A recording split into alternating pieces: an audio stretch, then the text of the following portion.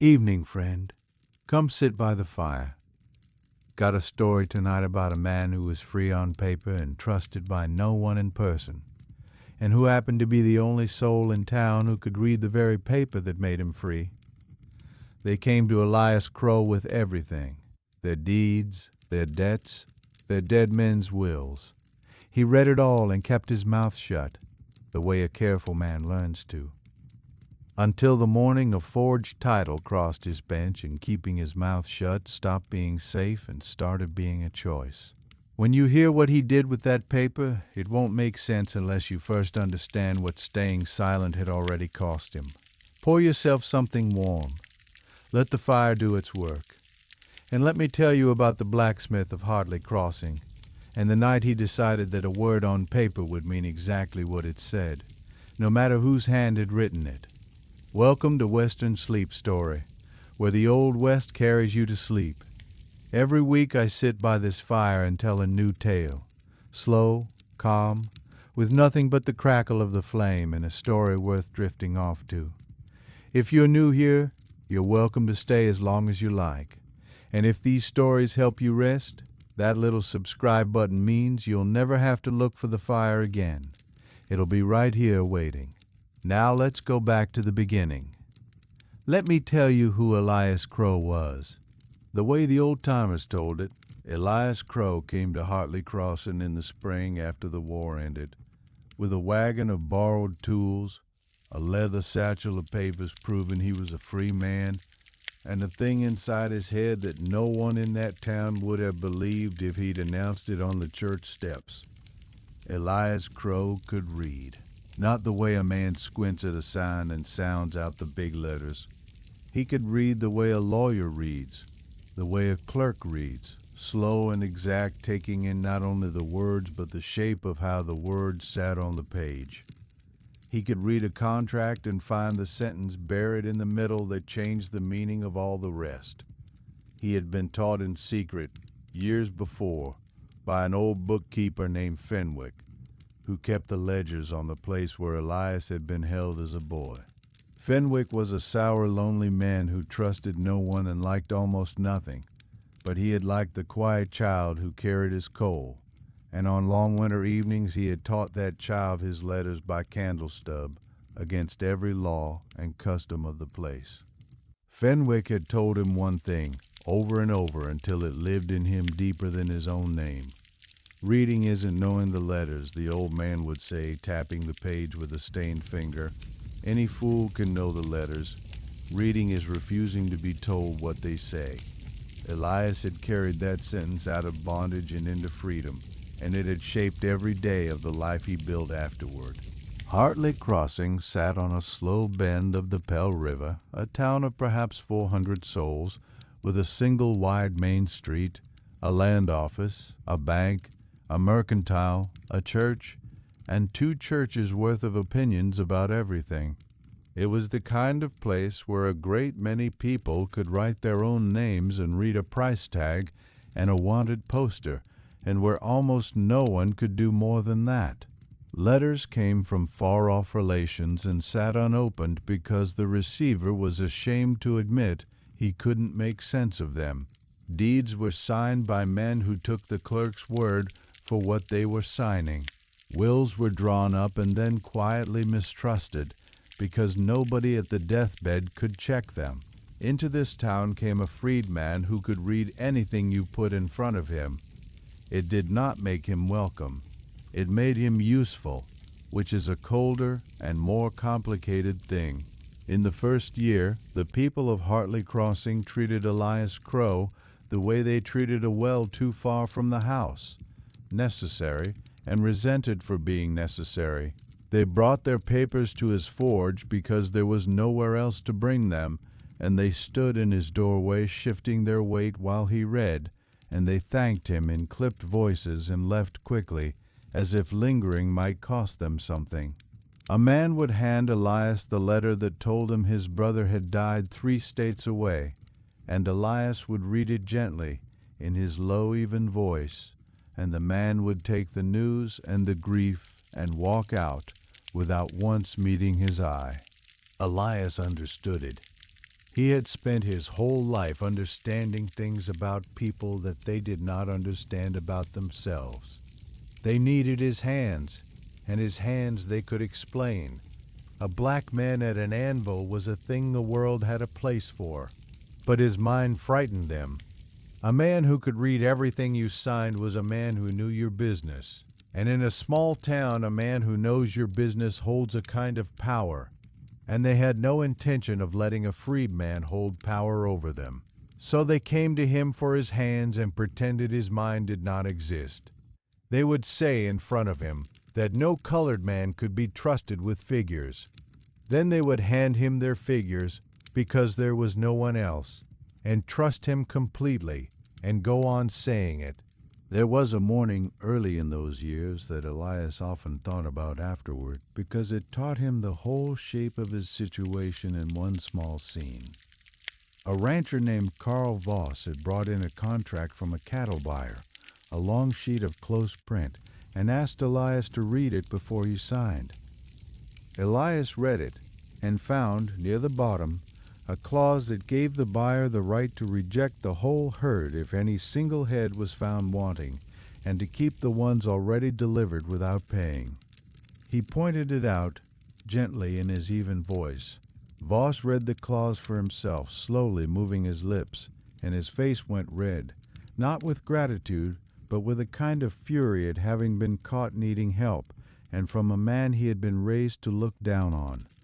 Voss snatched the contract back, said something low and ugly under his breath, and left without paying for the reading. 3 days later he came back, quiet and ashamed, and asked Elias to read the buyer's next offer too. Elias read it the same as the first, in the same even voice, and charged him the same fair price, and said nothing about the time before. That was the whole of it, Elias thought. They could not stand to need him, and they could not stop needing him, and the not standing it and the not stopping lived side by side in the same men, and a careful man simply learned to work in the narrow space between. Elias built his life inside that contradiction, the way a tree grows around a fence wire. He was a good blacksmith, patient, exact, never hurried. He could set a wagon tire so true it would outlast the wagon. He shod the sheriff's horse and the banker's matched grays and the swayback mule that pulled the widow Hannah Quill's plow, and he charged each of them the same fair price and did each job the same careful way. He learned early that the only protection available to a man no one quite trusted was to be the same in every situation, with everyone, every single time. He never raised his price for a man he disliked. He never lowered it for a man he liked. He kept his books in a clean, even hand, and he kept something else, too. He kept a ledger of the town. He lived simply in the small room at the back of the forge. He cooked plain meals on a cast-iron stove and slept on a narrow bed and owned almost nothing a thief would have bothered with. What he owned that mattered to him were his books. He had 4. A Bible, read more for its weight and rhythm than for any settled faith. A worn primer, the same kind Fenwick had taught him from, that he could not bring himself to part with. A water-stained volume on the working of iron, the only book he had ever bought new, and the brown ledger that no one knew about. On Sunday evenings, when the town was at its quietest, he would sit by the stove and read a little from one or another of them, and the reading was the closest thing to rest his life allowed him.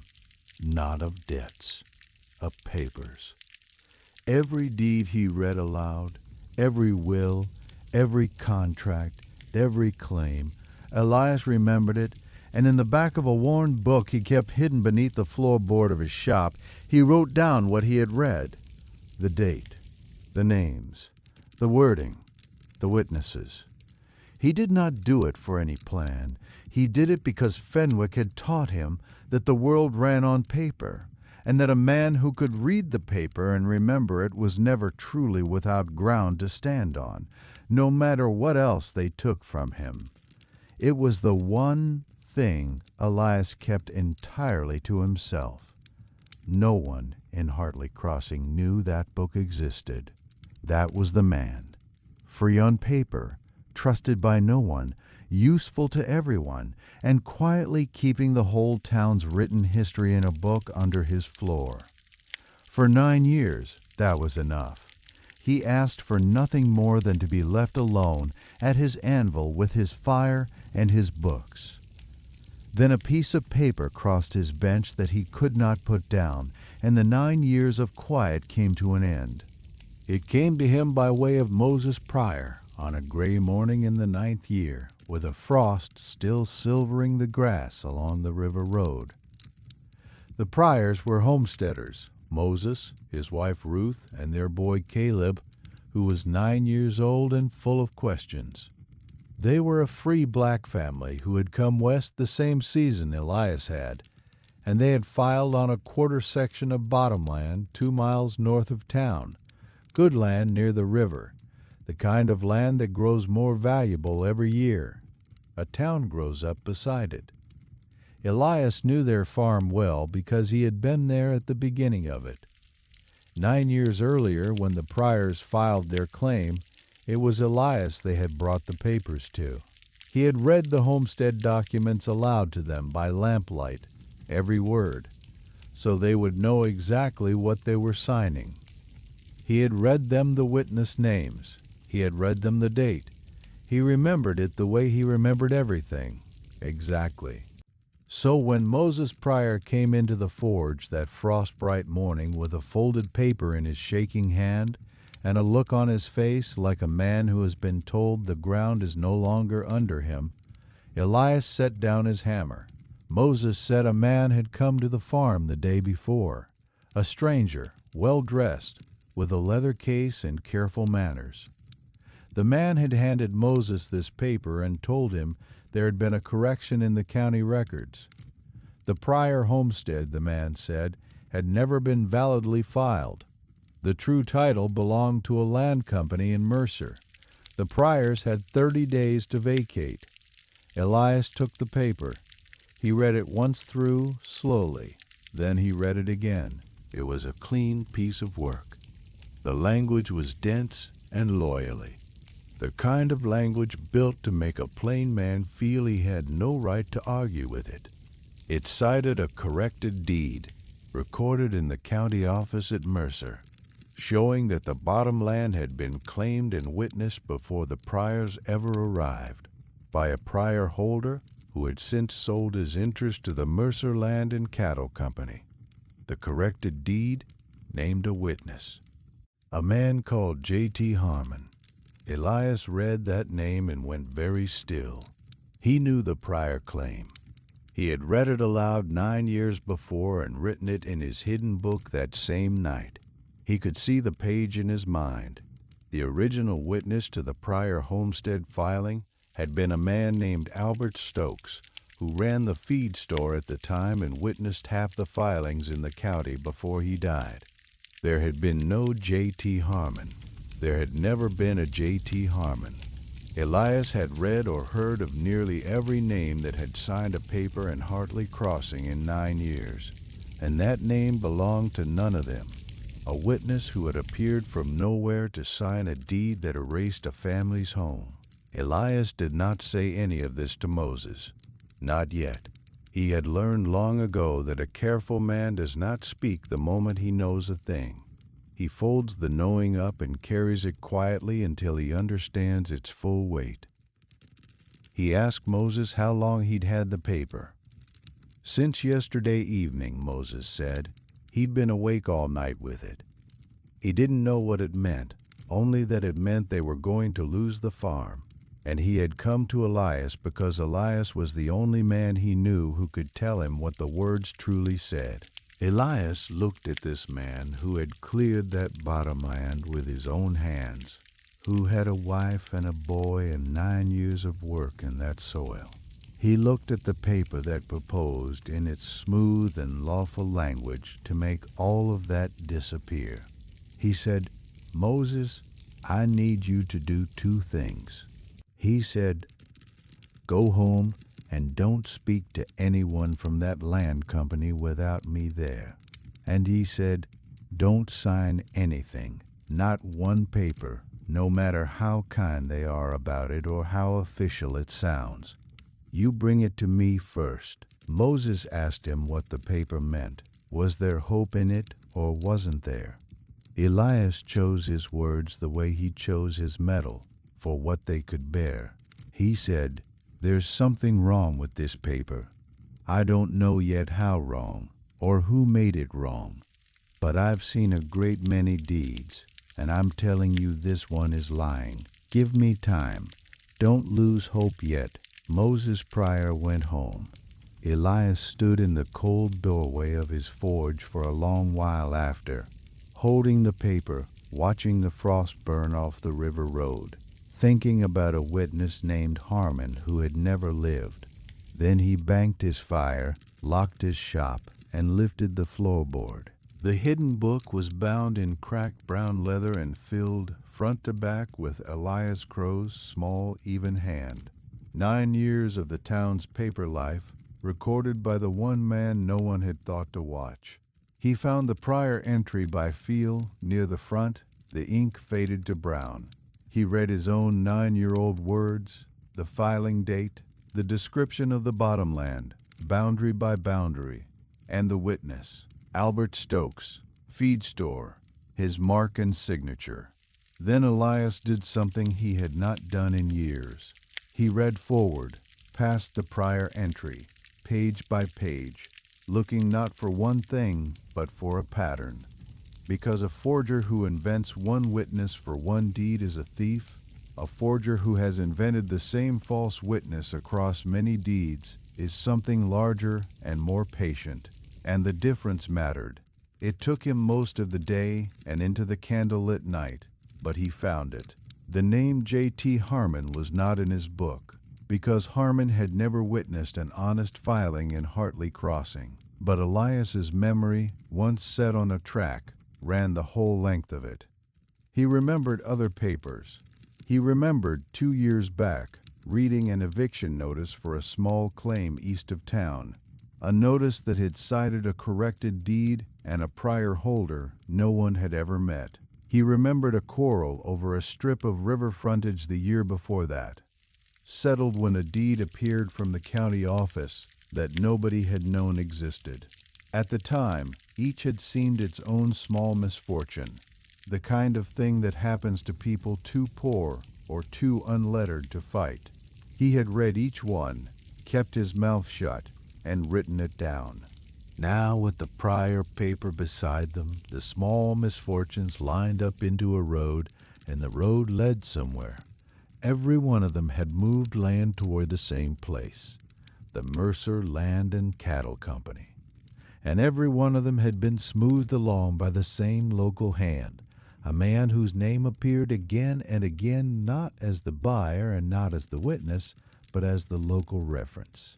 The respectable Hartley Crossing citizen who vouched, when the county asked, that everything was in order. Dorn owned the bank. He owned half the mercantile and a share of the freight line, and he was the sort of man who was always spoken of as a builder, a man who believed in the town's future. He sat in the front pew. He gave to the church roof. He had shaken Elias's hand exactly once, 9 years back, with the brisk, distant courtesy of a man who has decided in advance how much of himself you are owed. Elias sat with the open book a long time. The fire ticked in the grate. Outside, the Pell River went on talking to itself in the dark, the way it had every night for longer than the town had been there. He understood what he was looking at, and he understood what looking at it would cost. He was a freedman in a western town 9 years after the war. The law on the page said he was a citizen, free and equal, and the law on the street said something quieter and harder. If a black blacksmith stood up in Hartley Crossing and accused Silas Dorn, banker, builder, front pew man, of forging deeds to rob homesteaders, the question would not be whether Elias was right. Elias had no illusion that the question would be whether he was right. The question would be how a colored man came to be so sure of himself, and who he thought he was, and what was to be done about a man like that getting above his station. He had seen it happen to others for far less. A free man could be made unfree in 100 small ways that never touched the law at all. His shop could burn, his tools could vanish, his freedom papers could be questioned by men who had no intention of accepting any answer. He had built 9 years of careful, quiet safety, and he was holding the one thing that could burn it all down. This was the cost of speaking. And here at last is the thing the story promised you at the start, the thing that makes the rest make sense. For 9 years Elias Crowe had stayed silent, and he had told himself it was caution. Reading other men's lies and writing them down and saying nothing, he had called it safety. He had called it survival. But sitting there with the Pryor paper in the lamplight, he understood that silence had a price too, and that he had been paying it the whole time without naming it. Every deed he had read and let pass, every family moved off its ground while he kept his mouth shut and his book up to date. He had told himself he was keeping a record, but a record that no one ever reads is just a grave with good handwriting. He had been burying the truth neatly, year after year, under his own floor. Fenwick's voice came to him across all those years. Reading isn't knowing the letters, it's refusing to be told what they say. He had known the letters his whole life. He had not, in 9 careful years, once refused. Elias closed the book. He did not put it back under the floor. He set it on the table where he could see it. Then he went to sleep, because a man who is about to do a hard thing should not do it tired, and tomorrow was going to be long. He did not go to Dorn. A careful man does not knock on the door of the thing he is hunting and announce that he is hunting it. He went instead to the only 2 people in Hartley Crossing he could think of who might help him carry the weight. The first was old Amos. Amos was a freedman too, older than anyone could rightly say, who had come to the crossing before Elias and lived in a small cabin at the edge of the colored settlement on the south side. He had been a preacher once, somewhere, before the war took the somewhere away. Now he kept chickens and mended harness and sat in the sun, and people of every color came quietly to his door when they had a trouble too heavy to carry in daylight, because Amos had a way of setting a thing down where you could look at it plainly. Elias told him all of it: the Pryor paper, the witness who never lived, the book under the floor, the road of small evictions that all ran to Silas Dorn, and the cost, the burning fear of what a man like him stood to lose for speaking. Amos listened the whole way through without a word, his old hands folded on his knee. When Elias finished, the old man was quiet for a long time. Then he said, "You've been carrying that book 9 years, son. Why you reckon you started keeping it?" Elias said he didn't rightly know. To remember, to have ground under his feet. Amos shook his head slow.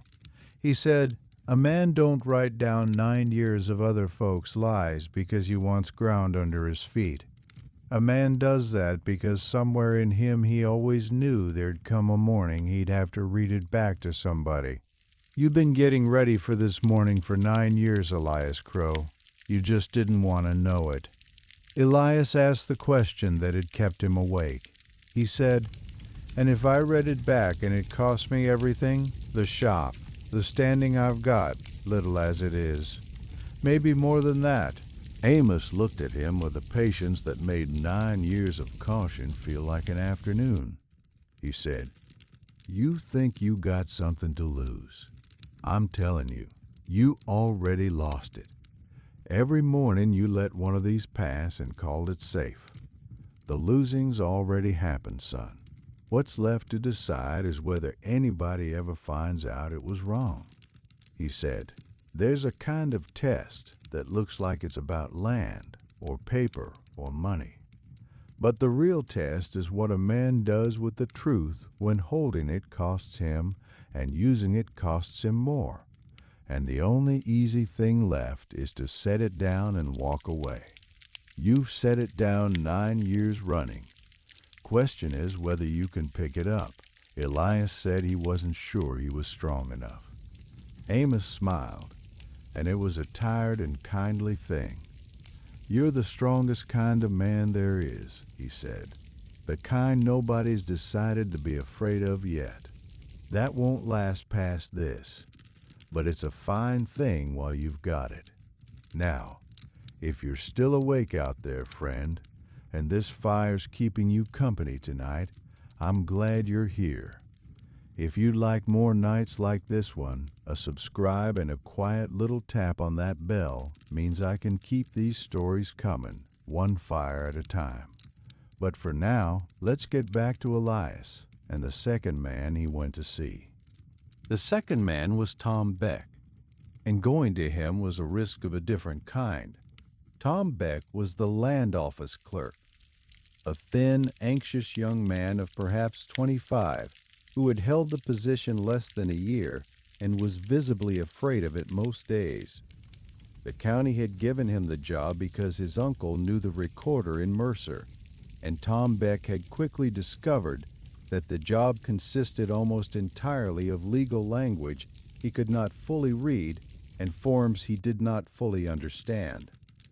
More than once in that year, when a deed or a filing had defeated him, Tom Beck had done a quiet, shameful thing.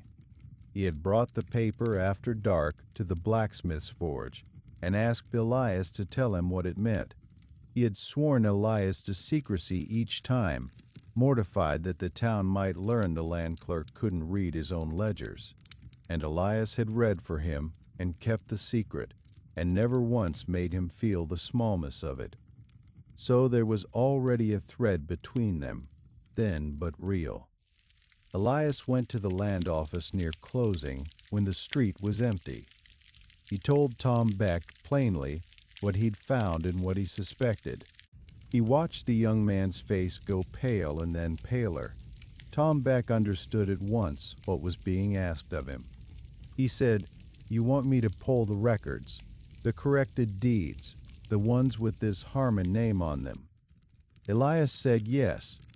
He said he needed to know which filings in the county office carried that witness and what dates they bore, and whether the dates made any sense against the filings around them. He said he could not do it himself. A black man asking to inspect the county land records would be turned away at the door, or worse. But a clerk had every right to read his own office's books. Tom Beck sat down behind his counter like the weight of the thing had folded his knees. He said, "You know what happens to me if I do this, and Dorn finds out. Dorn's the reason I have this job. Dorn talks to my uncle. Dorn talks to the recorder in Mercer." He said, "I'd lose everything." And his voice cracked because they both knew that what Tom Beck stood to lose, frightening as it was to him, was a smaller and softer thing than what Elias was already risking by standing in the office at all. Elias said, "I know what I'm asking. I won't pretend it's nothing." He said, "But you've handed me your secret a dozen times in the dark, and I've kept every one. I'm asking you to keep one of mine. I'm asking you to read your own books and tell me the truth that's in them. That's all. Just refuse, this once, to be told what they say." It was Fenwick's lesson, though Tom Beck didn't know it. The young clerk was quiet for a long moment. Then he said, in a voice that surprised them both with its steadiness, "Come back Friday after dark. I'll have looked by then." Elias did one more thing that week, and it was the most important thing of all, though it was the quietest. He wrote a letter. He had, among his few possessions, a name. Years back, reading old correspondence for a dying man, he had come across the name of a lawyer in Mercer named Hollis, A man with a reputation for taking the cases other lawyers wouldn't touch. Claims against railroads, against banks, against the kind of men who were used to never being touched. Elias had remembered the name, the way he remembered everything. He wrote to Hollis. He wrote in his clean, even hand, and he laid out the matter the way Fenwick had taught him to lay out anything, fact by fact, dated, sourced, no anger, and no flourish. The Pryor homestead. The original witness, Albert Stokes, with the date of the true filing. The corrected deed and its impossible witness, J.T. Harmon. The pattern of similar evictions over the prior years, each citing a phantom Pryor holder, each running to the Mercer Land and Cattle Company, each carrying the local reference of one Silas Dorn. He did not claim more than he could prove. He asked one thing, that Hollis examine whether the corrected deeds could be challenged on the ground that their witness did not exist. He made a fair copy for himself. He sent the original by the Friday rider to Mercer. Then he went, after dark, to the land office. Tom Beck let him in with the lamp turned low. The young man's hands were ink-stained and his eyes were red, and on the counter between them he had laid out his findings, copied painstakingly in his own poor hand. He had found J.T. Harmon. The name appeared as witness on 7 corrected deeds recorded in the county office over 4 years. 7. And every one of them carried the same impossible quality Elias had seen in the prior paper. Dates that did not fit, a witness who witnessed nothing else, properties that moved, every time toward the same company. But Tom Beck had found one thing more, and his voice shook when he said it. He had compared the Harmon signature across the 7 deeds, and then, on a hunch he could not have explained, he had pulled the oldest deed in the office for a property right in town, the deed to the bank building itself, filed by Silas Dorn 17 years before, long before any of this. The witness signature on Dorn's own bank deed was a different name, but it was the same hand. The same pen, the same loops, the same false flourish that had signed 7 phantom witnesses now signed the founding deed of Silas Dorn's bank. Whatever Dorn was, he had not started 4 years ago. He had been forging witnesses since before Hartley Crossing was much more than a river crossing and a hope. The thing went down to the roots. Elias looked at the 7 names in the bank deed for a long time in the low lamplight. Then he thanked Tom Beck, truly the way you thank a man who has done a brave thing he was afraid to do. And he carried the copies home, and he added them to the book that no longer lived under the floor. The second man was Tom Beck, and going to him was a risk of a different kind. Tom Beck was the land office clerk, a thin, anxious young man of perhaps 25, who had held the position less than a year and was visibly afraid of it most days.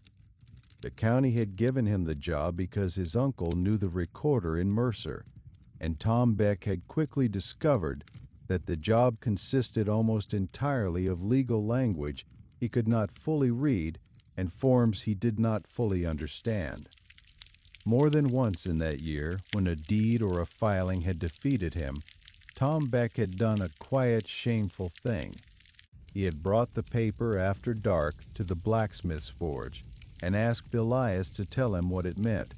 He had sworn Elias to secrecy each time, mortified that the town might learn the land clerk couldn't read his own ledgers. And Elias had read for him and kept the secret, and never once made him feel the smallness of it.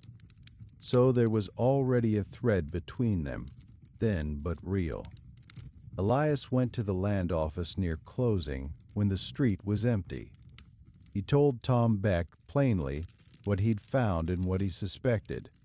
He watched the young man's face go pale and then paler. Tom Beck understood at once what was being asked of him. He said, "You want me to pull the records, the corrected deeds, the ones with this Harmon name on them?" Elias said yes. He said he needed to know which filings in the county office carried that witness and what dates they bore, and whether the dates made any sense against the filings around them. He said he could not do it himself. A black man asking to inspect the county land records would be turned away at the door, or worse. But a clerk had every right to read his own office's books. Tom Beck sat down behind his counter like the weight of the thing had folded his knees. He said, "You know what happens to me if I do this, and Dorn finds out. Dorn's the reason I have this job. Dorn talks to my uncle. Dorn talks to the recorder in Mercer." He said, "I'd lose everything." And his voice cracked because they both knew that what Tom Beck stood to lose, frightening as it was to him, was a smaller and softer thing than what Elias was already risking by standing in the office at all. Elias said, "I know what I'm asking. I won't pretend it's nothing." He said, "But you've handed me your secret a dozen times in the dark, and I've kept every one. I'm asking you to keep one of mine. I'm asking you to read your own books and tell me the truth that's in them. That's all. Just refuse, this once, to be told what they say." It was Fenwick's lesson, though Tom Beck didn't know it. The young clerk was quiet for a long moment. Then he said, in a voice that surprised them both with its steadiness, "Come back Friday after dark. I'll have looked by then." Elias did one more thing that week, and it was the most important thing of all, though it was the quietest. He wrote a letter.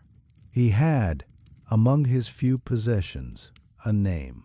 Years back, reading old correspondence for a dying man, he had come across the name of a lawyer in Mercer named Hollis, a man with a reputation for taking the cases other lawyers wouldn't touch.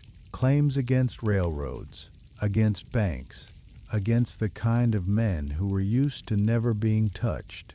Elias had remembered the name, the way he remembered everything. He wrote to Hollis. He wrote in his clean, even hand, and he laid out the matter the way Fenwick had taught him to lay out anything, fact by fact, dated, sourced, no anger, and no flourish. The Pryor homestead. The original witness, Albert Stokes, with the date of the true filing. The corrected deed and its impossible witness, J.T. Harmon. The pattern of similar evictions over the prior years, each citing a phantom Pryor holder, each running to the Mercer Land and Cattle Company, each carrying the local reference of one Silas Dorn. He did not claim more than he could prove. He asked one thing, that Hollis examine whether the corrected deeds could be challenged on the ground that their witness did not exist. He made a fair copy for himself. He sent the original by the Friday rider to Mercer. Then he went, after dark, to the land office. Tom Beck let him in with the lamp turned low. The young man's hands were ink-stained and his eyes were red, and on the counter between them he had laid out his findings, copied painstakingly in his own poor hand. He had found J.T. Harmon. The name appeared as witness on 7 corrected deeds recorded in the county office over 4 years. 7. And every one of them carried the same impossible quality Elias had seen in the prior paper. Dates that did not fit, a witness who witnessed nothing else, properties that moved, every time toward the same company. But Tom Beck had found one thing more, and his voice shook when he said it. He had compared the Harmon signature across the 7 deeds, and then, on a hunch he could not have explained, he had pulled the oldest deed in the office for a property right in town, the deed to the bank building itself, filed by Silas Dorn 17 years before, long before any of this. The witness signature on Dorn's own bank deed was a different name, but it was the same hand. The same pen, the same loops, the same false flourish that had signed 7 phantom witnesses now signed the founding deed of Silas Dorn's bank. Whatever Dorn was, he had not started 4 years ago. He had been forging witnesses since before Hartley Crossing was much more than a river crossing and a hope. The thing went down to the roots. Elias looked at the 7 names in the bank deed for a long time in the low lamplight. Then he thanked Tom Beck, truly the way you thank a man who has done a brave thing he was afraid to do. and he carried the copies home, and he added them to the book that no longer lived under the floor. The legal challenge did its slow, patient work over the following weeks. Hollis pressed the witness question in Mercer, and the witness question would not bear pressing because there was nothing under it. J.T. Harmon could not be produced. No record of such a man could be found anywhere in the county. No tax roll, no church register, no grave. A deed witnessed by a man who had never existed could not stand, and 7 such deeds standing together did not look like 7 mistakes. They looked like exactly what they were. The Mercer Land and Cattle Company had other ground in play, easier ground, land toward the new rail route where the money came without lawyers attached. A contested claim in a small river town now tangled in a documented challenge with a lawyer who clearly meant to make noise was not worth what it would cost. Quietly, with no announcement and no apology, the company withdrew the corrected deed on the Pryor bottomland. Then, as Hollis kept pressing, it withdrew the others too. Letters arrived at the county office dry and procedural, releasing one claim after another pending resolution of questions. The Pryors kept their farm. The widow Quill, who Elias had learned was next on the same list, kept hers and never even knew how close it had come.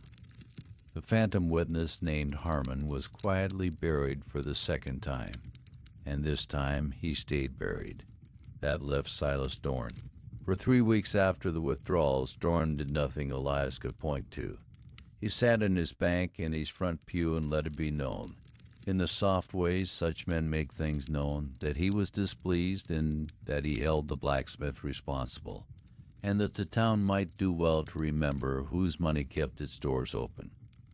None of it touched Elias directly, but Elias understood that it was the slow gathering before a different kind of weather, and that sooner or later it would come. It came on a slow afternoon when Dorn sent a boy to the forge to say that Mr. Dorn would see him at the bank. Elias understood it was a summons meant to put him in his place, to make him come, hat in hand, to the marble counter of the man who owned the town. He thought about it for a while at his anvil. Then he closed his shop, but he did not go to the bank. Instead, near to closing, he walked to the bank's front door and waited on the step until Silas Dorn came out, because a man standing on a public street is a different thing than a man standing across another man's counter, and Elias had learned every inch of that difference over 9 years. Dorn came out brisk and cold and was visibly displeased to find Elias on the step rather than waiting inside. Elias said he had something to show him. He did not raise his voice. There were people on the street. There were always people on the street near closing, and Elias was aware of every one of them, the way he was always aware of who could see. He took out 2 papers, folded and held them so that Dorn could see them, but no one else could read them. The first was one of the 7 corrected deeds with the witness Harmon's false flourish. The second was the founding deed of Dorn's own bank, 17 years old, with a different name and the same hand. Elias said quietly, "I'm not taking these to Mercer today." He said, "I'm not taking them tomorrow." He said, "But I have them. I have the other 6 besides. I have the dates that don't fit and the man who never lived. And I have this deed, the oldest one, the first one, going back to before most folks in this town arrived. I know what they all are. I know they were all written by the same hand, and now you know that I know." Silas Dorn looked at the 2 papers.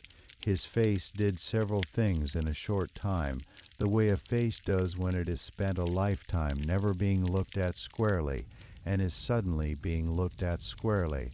He said in a voice with the marble gone out of it, "What is it you want?" Elias said, "The same thing I've wanted for 9 years." He said, "For this town to run the way it's supposed to, for a paper to mean what it says, for no family, the Pryors or the widow Quill or anybody else, to lose its ground to a witness who never breathed. He folded the 2 deeds and put them away. I'm not your enemy, he said.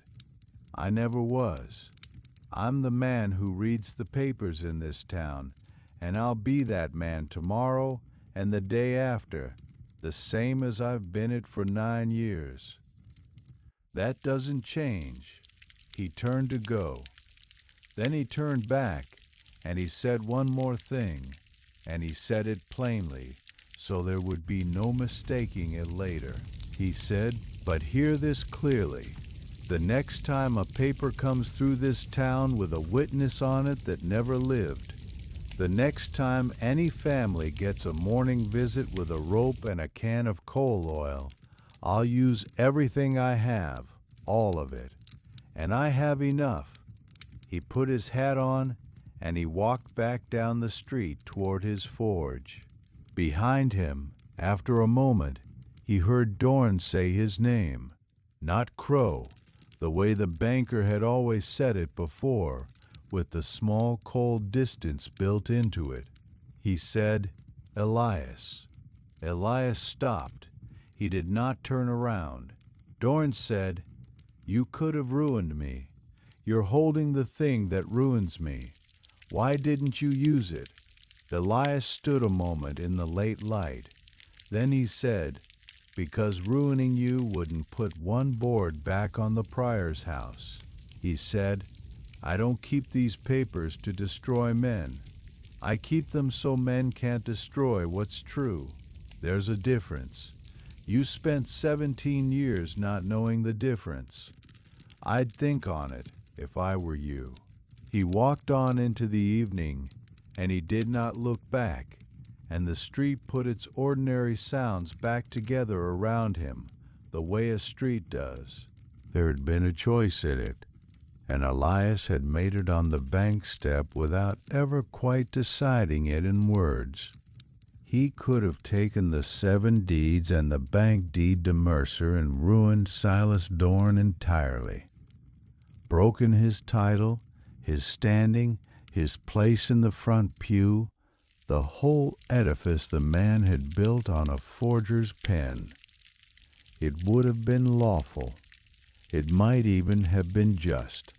But Elias had thought about runs of consequence the way he thought about everything, all the way to the middle, and he had seen what lay there. Ruining Dorn would set the whole town to war with itself, would put Elias at the center of it as the colored man who'd torn down its richest citizen, and would not, when the dust settled, put one board back on the Pryor's house, or 1 acre back under the widow Quill. The forge could burn in a war like that. Caleb could grow up in the wreckage of it. So Elias had chosen the other thing, not mercy exactly, and not weakness, but the cold, clear understanding that the knowing was stronger held than spent, a secret that no one knows you hold has no power at all, a secret that the one man who fears it knows you hold and knows you have chosen not to use. That is a fence around him for the rest of his life. Elias had not forgiven Dorn. He had simply put him inside a fence and let him live there. When he reached the forge, he did not light the fire. He sat at his table and opened the book that no longer lived under the floor, that sat now in plain view where a man could reach it. And he wrote the date and a short, true account of what had passed. He wrote, "Showed Dorn the Harmon deeds and the bank deed, same hand. No action taken. This may hold. Document everything." He underlined the last 2 words. He always underlined them. It was the only instruction he had ever truly given himself, and it had carried him this far, and he meant to keep it. He thought about Fenwick then, the sour old man dead these many years, who had taught a coal-carrying boy his letters against every law of that place, and who had told him over and over the one thing that turned out to be the only thing. Reading isn't knowing the letters, it's refusing to be told what they say. Elias had known the letters his whole life. He had finally, at the cost of his safety and the end of his quiet, refused. And the refusing had not destroyed him after all. It had, if anything, set him more firmly into the ground of his own life than 9 years of careful silence ever had. He sat in the dark a while, listening to the river. Then he banked nothing and lit nothing and went to bed, because the day had been long, and the next one would be ordinary, and ordinary, he had come to understand, was the rarest and finest thing a man in his position could hope to be given. In the months that followed, Hartley Crossing did what small towns always do. It went on. The Mercer Land and Cattle Company moved its attention south toward the rail route, where the ground came cheaper and the people fought less. The territorial recorder, once the phantom witness had been brought into the light, quietly tightened how filings were checked and asked in a dry official letter that came to no one in particular that the county be more careful about its witnesses. Hollis, the lawyer in Mercer, sent Elias a short note that read only, "Good work. Keep your records." Elias kept them. Silas Dorn stayed in Hartley Crossing. He sat in his bank in his front pew, and he was still a hard man and a proud one. But something had shifted in him that the town could feel without being able to name. He stopped certain dealings. He gave land back in 2 cases that no challenge had even reached, quietly as though he'd thought of it himself. He never thanked Elias and never spoke of that evening on the bank step, and Elias never asked him to. In the narrow, grudging arithmetic of a small town, what passed between them after that was something close enough to peace that no one needed a better word for it. Tom Beck, the land clerk, became something Elias might, if pressed, have called a friend.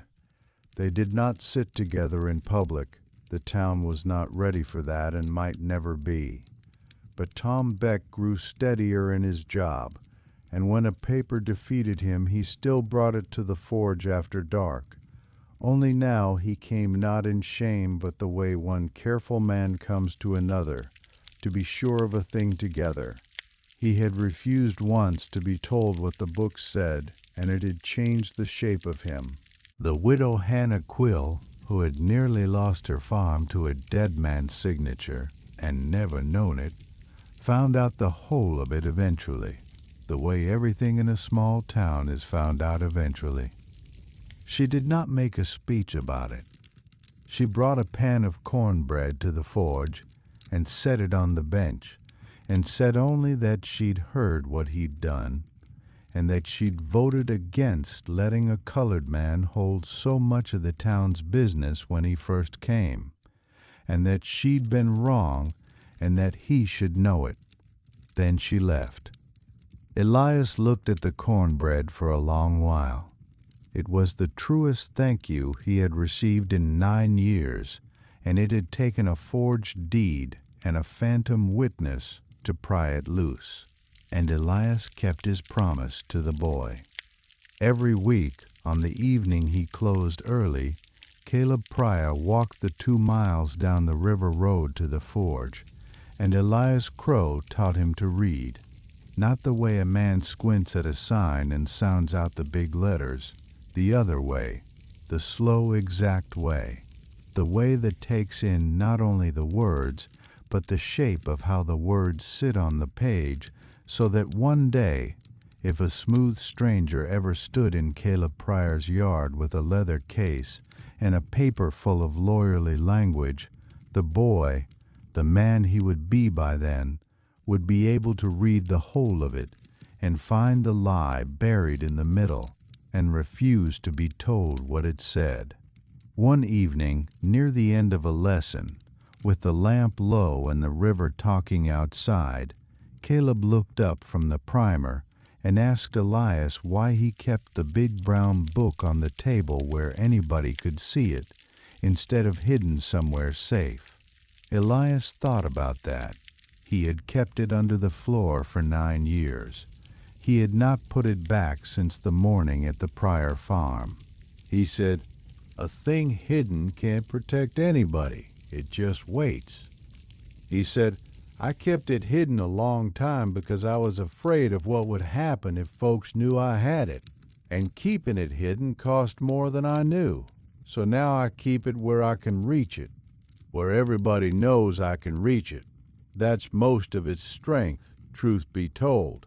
Not that it's secret, but that it isn't." Caleb considered this with his whole serious face. Then he asked, the way children ask the questions grown men have spent their lives walking around, "Did it feel different after, when you stopped hiding it?" Elias said.